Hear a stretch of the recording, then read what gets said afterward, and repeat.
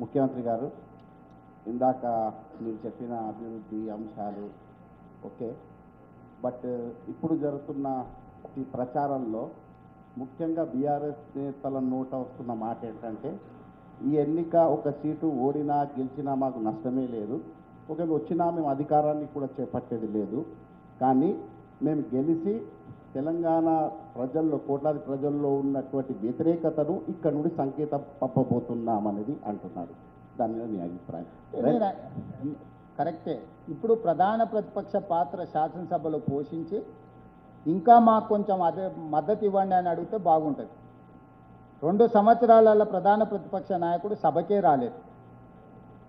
నాయకుడే సభకు రాని పంతులు లేని బడిలాగా తయారైంది. అది ఎవడు ఎప్పుడు వస్తాడో ఎవడు ఎప్పుడు పోతాడో తెలియదు. వానకాలం చదువు అంటారు కదా, చెట్టు కింద, అట్లున్నది వాళ్ళ పరిస్థితి. కాబట్టి ఈరోజు అడగడానికి ఏమీ లేక, 10 సంవత్సరాలు చేసింది చెప్పుకోవడానికి లేక ఇప్పుడు ఇట్లాంటి వాదన తీసుకొస్తారు. ఈ తెలివితేటలే ఉంటే 8 పార్లమెంట్ సీట్లలో డిపాజిట్లు కోల్పోయి బీజేపీని గెలిపించాల్సిన అవసరం ఏమొచ్చింది? ఆ 8 సీట్లు వాళ్ళే గెలుచుంటే కేంద్ర ప్రభుత్వంతో కొట్లాడడానికి ఉపయోగపడుతుండే కదా. మెదక్కు వాళ్ళకు గుండెకాయ.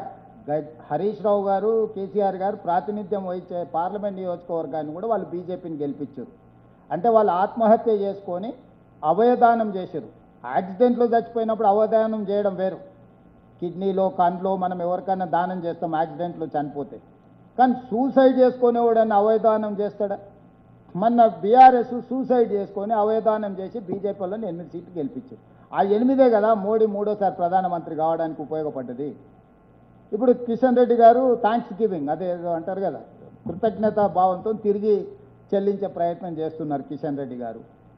సో ఇది ప్రజలందరూ గమనిస్తున్నారు. నేను చెప్పుడు కాదు, బీఆర్ఎస్ బీజేపీ విలీన ప్రక్రియ మొదలైంది, నేను అడ్డుకున్నా అని కేసీఆర్ కూతురే చెప్పింది. కుటుంబ సభ్యురాలు చెప్తున్నప్పుడు ఇది సామాన్యులకు అర్థం కావట్లేదు. సరే చీకట్లో వాళ్ళు అంటే వాళ్ళు ప్రైవేట్గా ఇంట్లో మాట్లాడుకున్నా మనకు తెలియదు. కానీ ఎన్నికల్లో మీరు చెప్పండి, తెలంగాణ రాష్ట్ర సమితి పుట్టిన రోజు నుంచి ఈరోజు అంపశయ్య మీదికి మరణశయ్య మీదకి చేరుకున్న ఈ గ్యాప్లో ఎప్పుడన్నా ఇంత తక్కువ ఓటింగ్ పర్సంటేజ్ కానీ అసలు 0 సీట్లు ఎప్పుడన్నా వచ్చినాయా? బీఆర్ఎస్కు ఎప్పుడైనా పార్లమెంట్లో గుండు 0 ఉండేనా? చంద్రశేఖరరావు గారు బతుకున్నప్పుడే, కేటీఆర్ గారి నాయకత్వంలో వర్కింగ్ ప్రెసిడెంట్గా ఉన్నప్పుడే గుండు 0 వచ్చినాక ఇంకా బుకాయించాలని, ప్రజల్ని మభ్యపెట్టాలని ఎవరి కోసం బుకాయిస్తారు? నేను అందుకే చెప్తున్నా, వీళ్ళ పని అయిపోయింది. ప్రతి వస్తువుకు ఒక పీరియడ్ ఉంటుంది, దాని వ్యాలిడిటీ. ఒకప్పుడు ల్యాండ్లైన్ ఇట్లుంటే చాలా విలువైంది, మీకు తెలుసు కదా. ఒక ఫోన్ అంటే మనం పెద్ద లీడర్ల దగ్గరకు, ఎంపీల దగ్గరకు పోయి ఫోటో తెచ్చుకుంటాం. ఇప్పుడు ఆ ఫోన్ ఉందా? ఒకప్పుడు నోకియా ఫోన్ ఒకటి ఉండేది, ఇట్లా వస్తే అది ఉందా? పేజర్ ఉండేది ఇక్కడ పెట్టుకునేటోళ్ళం, అది ఉందా? అట్లా జనతా పార్టీ ఉన్నదా? అట్లనే బీఆర్ఎస్ కూడా కాలగర్భంలో కలిసిపోతుంది. బీఆర్ఎస్కు గతమే ఉంది, చంద్రశేఖరరావు గారికి భవిష్యత్తు లేదు. దాని పీరియడ్ ఒక 25 ఇయర్స్ మీరు లెక్క కట్టుకుంటే అయిపోయింది. నేను ఇది అంటే ఏదో పొలిటికల్ విమర్శ కోసం చెప్పడం లేదు.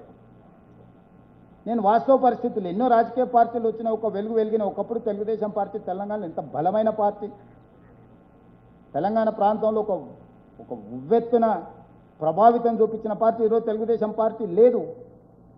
బీఆర్ఎస్ కూడా చంద్రశేఖరరావు గారితోనే ఆ పార్టీ అయిపోయింది. ఆ